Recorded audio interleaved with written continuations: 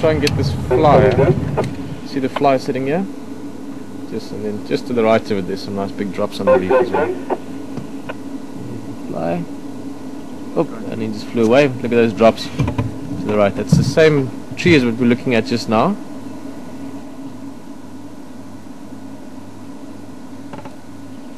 We're just seeing the reflections inside the drops are a little bit trickier on the leaves of trees like this, just because you've got a bigger surface underneath.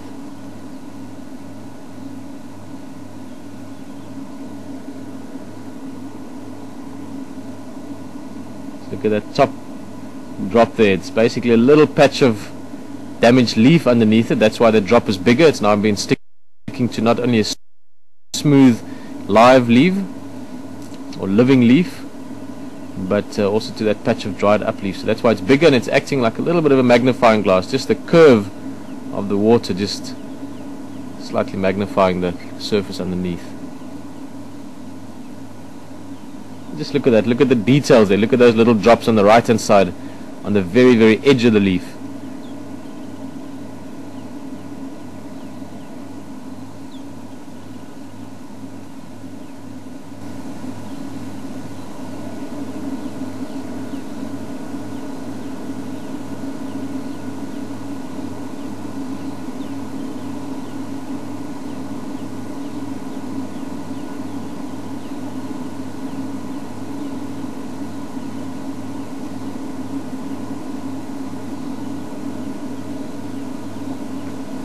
Now look at that. If we were to touch that leaf, hopefully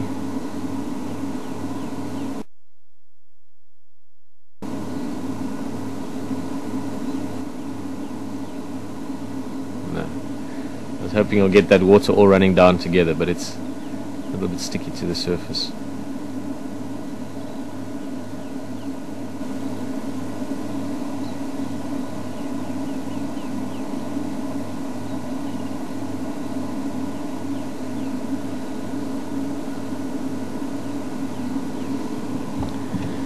I could literally look at that for many minutes and not get bored. All the leaves in the background as well.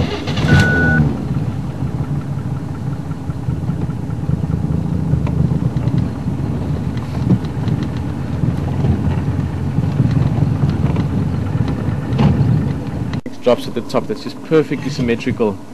Sitting there, it looks almost like a little water caterpillar.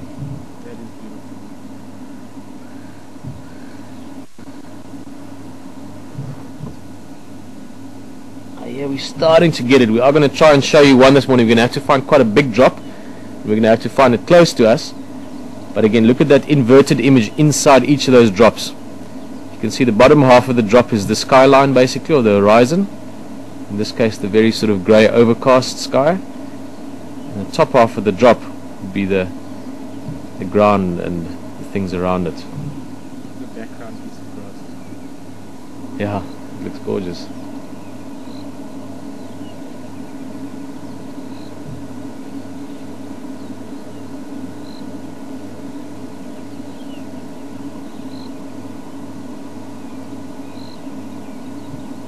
Like an animal coming to drink. The one in the back? Yeah, the one in the back. Yeah, he's trying to get some of those drops but just can't reach.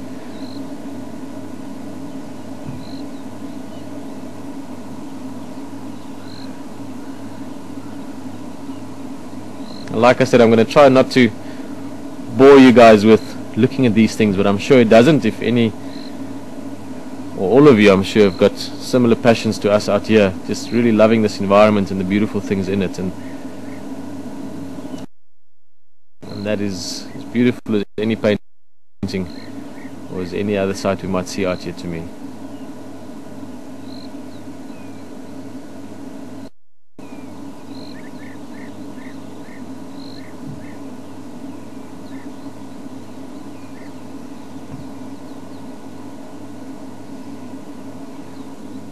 Just move your arms a bit.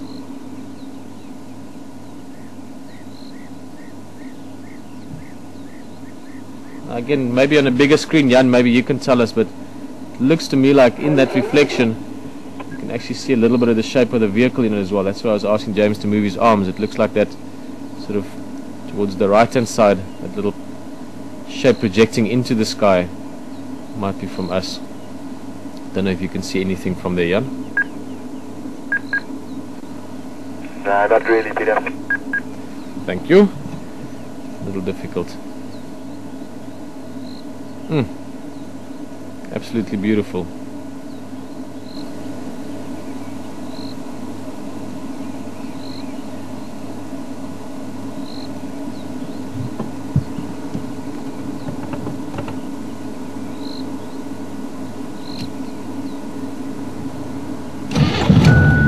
The whole world within itself. You start looking around.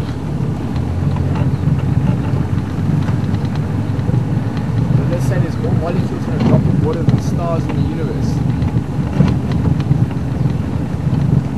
It's an interesting statement. So, Maybe there's more stars in our galaxy. If the universe is infinite, and I think chuck a twist into that.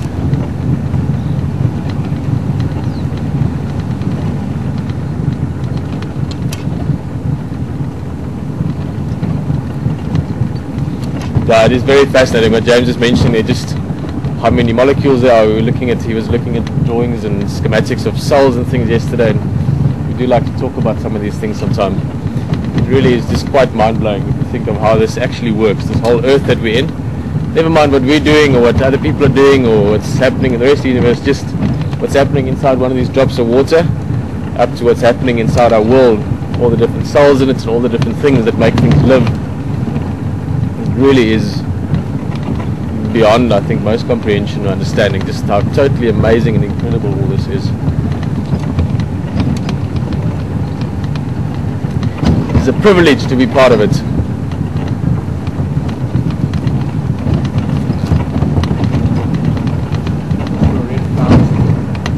Yeah.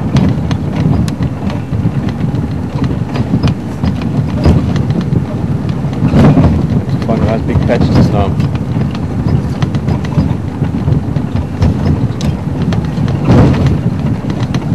There's a photograph James took yesterday that I'm sure will show up in the blogs sometime in the next few days or so of these little red flowers. We'll stop and have a look at them somewhere in the next 10 minutes or so, as soon as we see a nice big patch again. Very, very beautiful photo. Just have a look out for it. When you see it, you will enjoy it.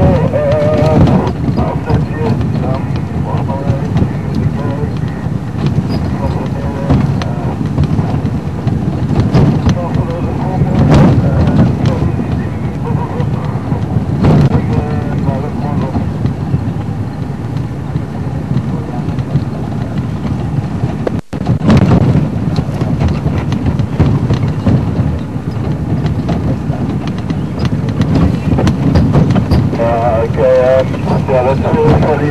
That's my first time hearing at the moment. So maybe get lucky this morning.